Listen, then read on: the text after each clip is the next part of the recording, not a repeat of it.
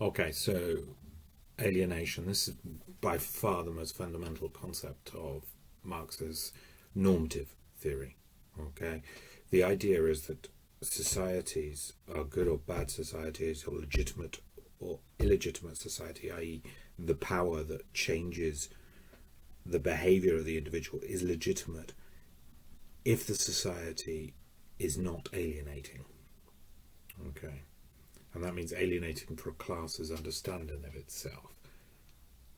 Alienation itself, and just to give you a quick minute, it comes originally from the idea in Locke that a product can be alienated. So, in a sense, you can alienate the rights you hold over a product by exchanging it.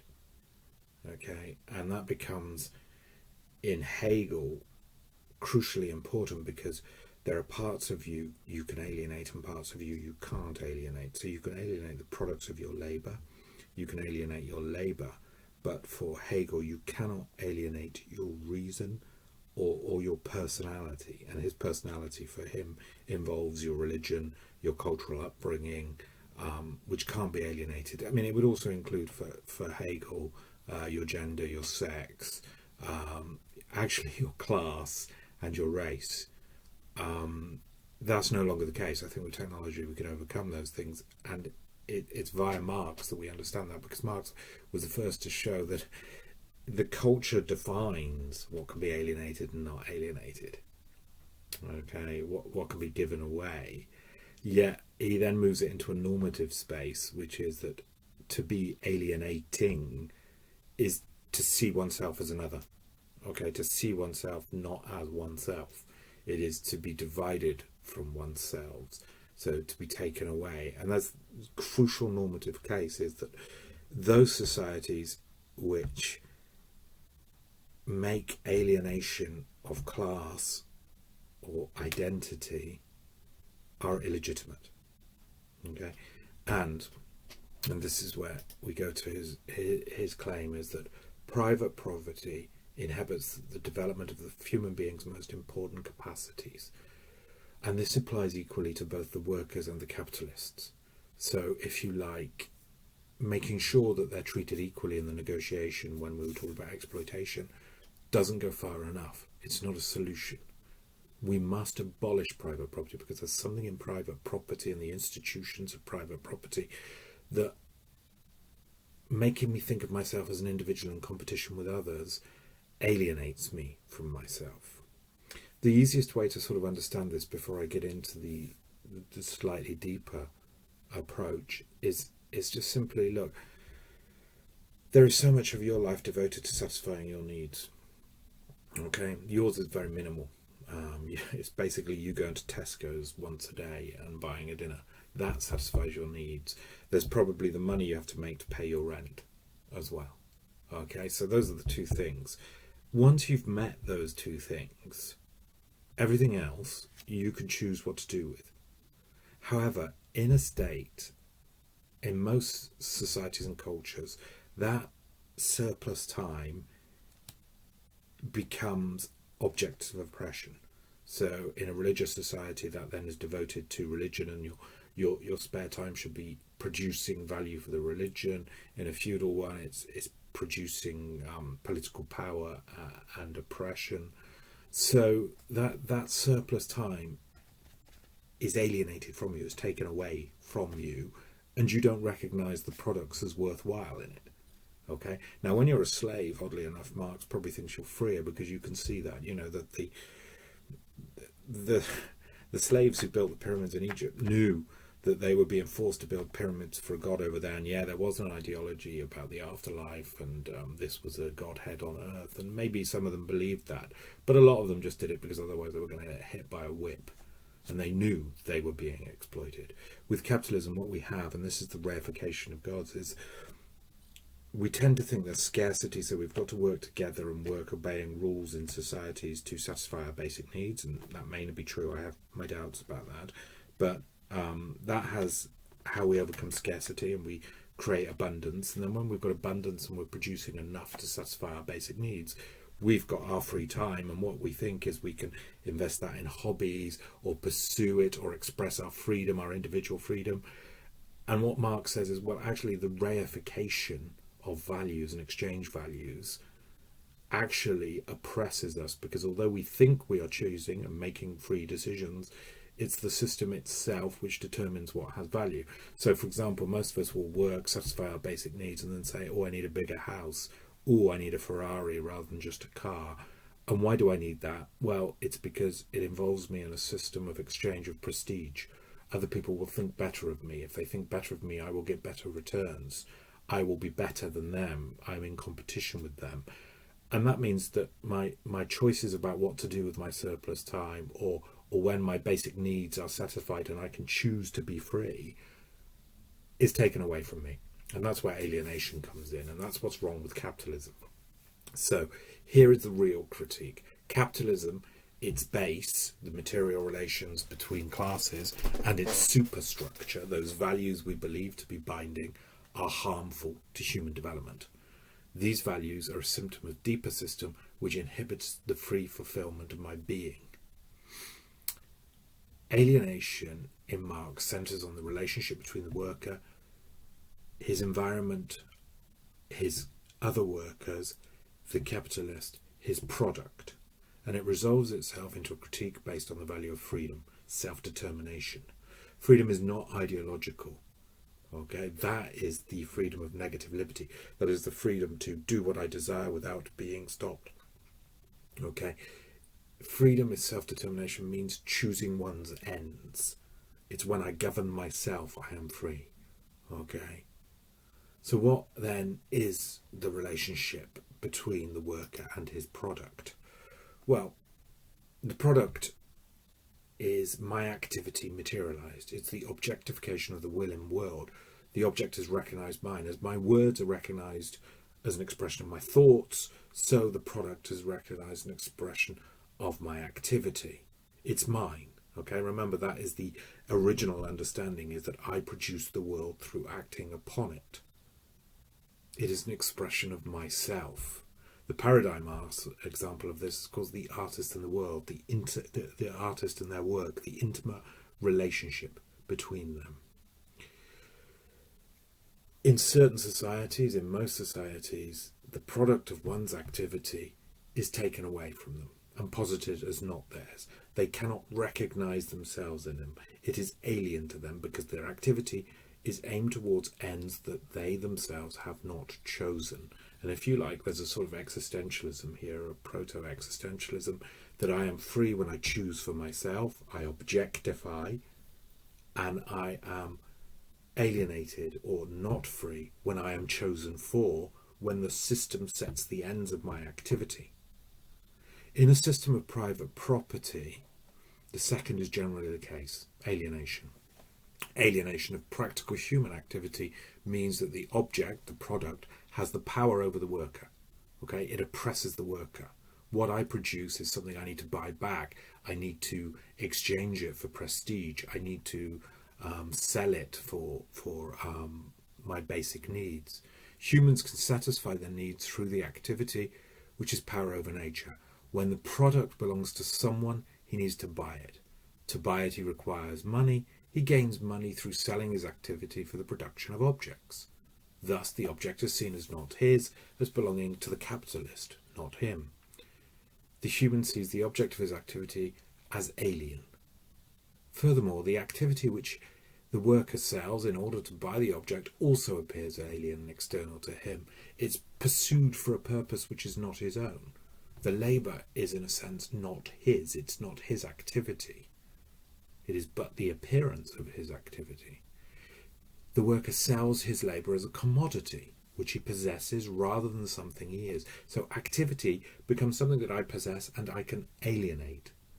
And what Marx is telling us, no, in our species being, in what we are in ourselves, what we are most essentially, us, okay, is a labouring thing. I am activity. It's not that my activity could be separated and then there's something else left. I am my activity. So in my species being, I am a labouring thing. Species being just means my essence. In his material being, he is a seller of labour.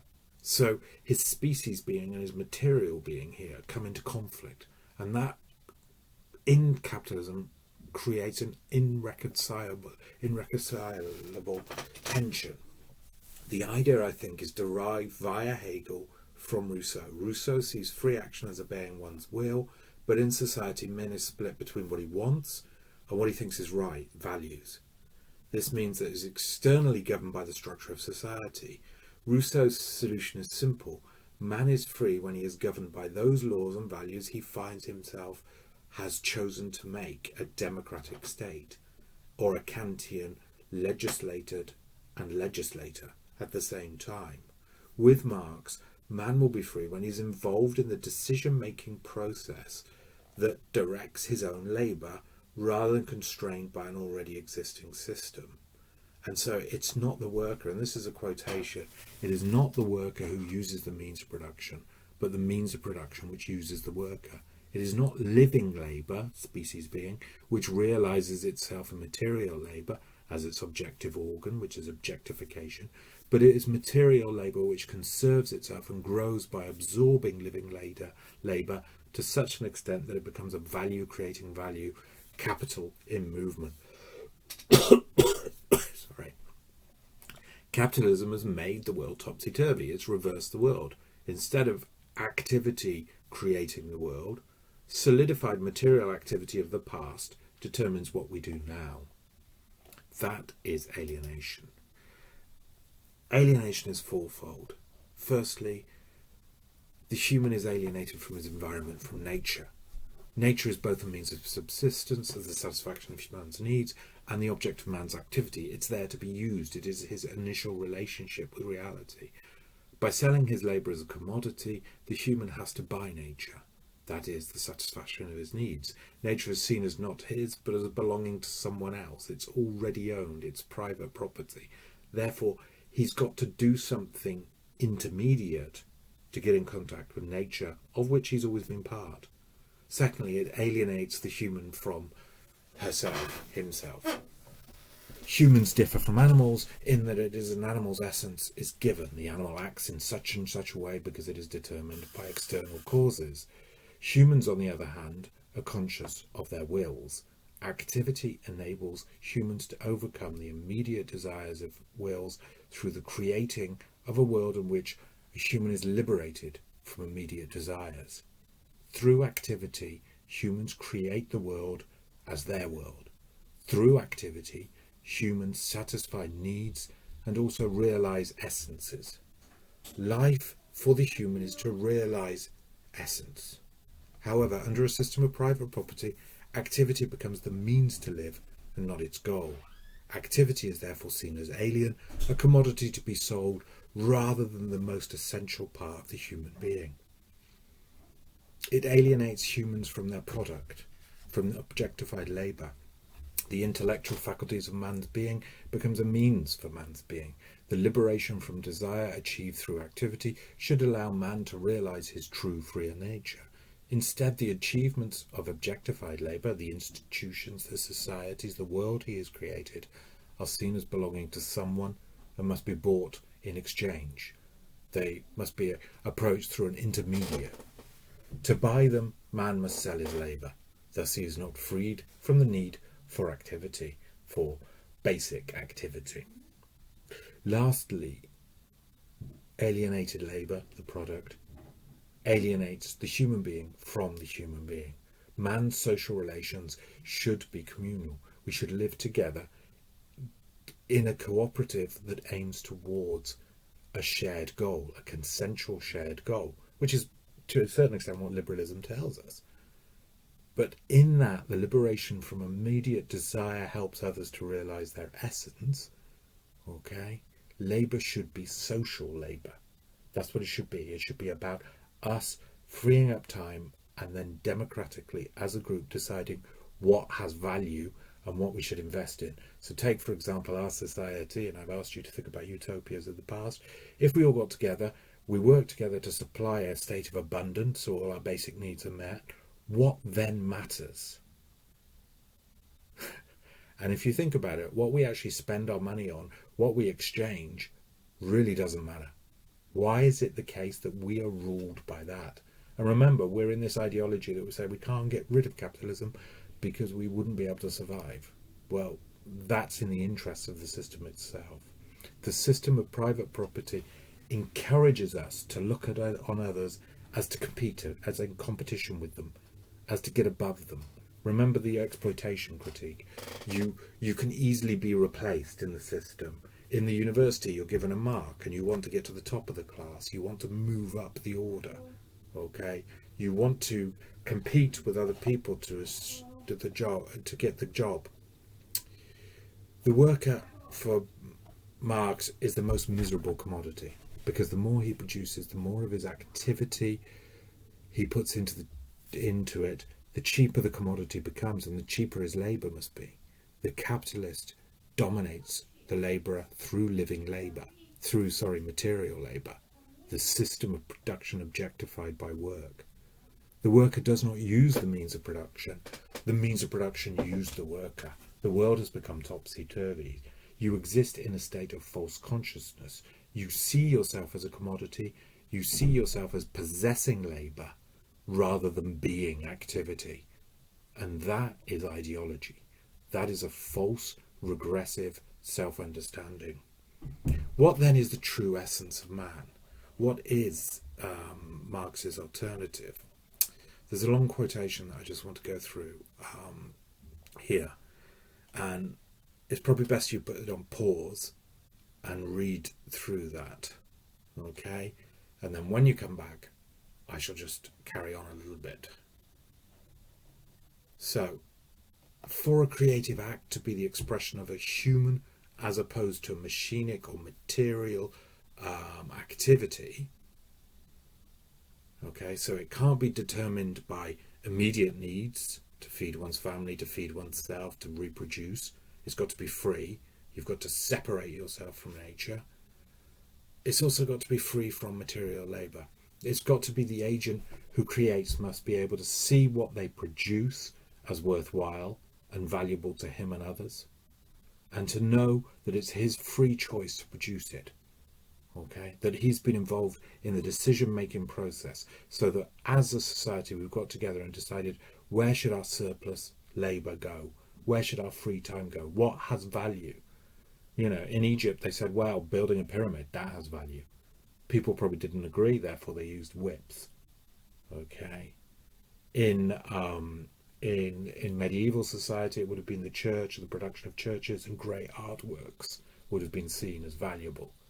And people there, not so much oppression, but still very hard physical coercion. But there was also a sort of ideology of, wait a second, if you perform these acts, you will get into heaven.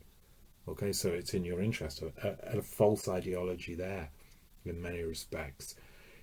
In capitalist society, it's, well, what do we invest our spare time is when we have abundance of basic needs? What do we invest our time in the surplus time?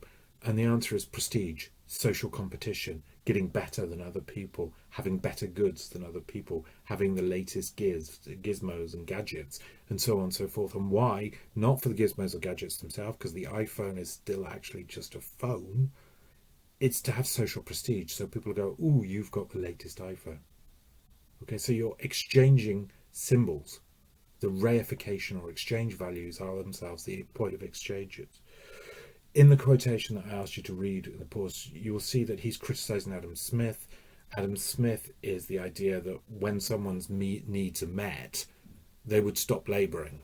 Okay, and of course for Marx that just isn't true. People would go on labouring, but there is an example here. He says of the type of free labour he wants to see, self-determining labour, and he uses it again and again, which is the artistic production. Now, it's got to be a socially artistic production, so imagine producing a music in a pub, people getting together to produce something that doesn't belong to them. It is therefore just the event or the activity of producing music together. That would be the paradigm case for Marx, okay, because these people have freely chosen to, once their basic needs are met, join together in a communal social goal.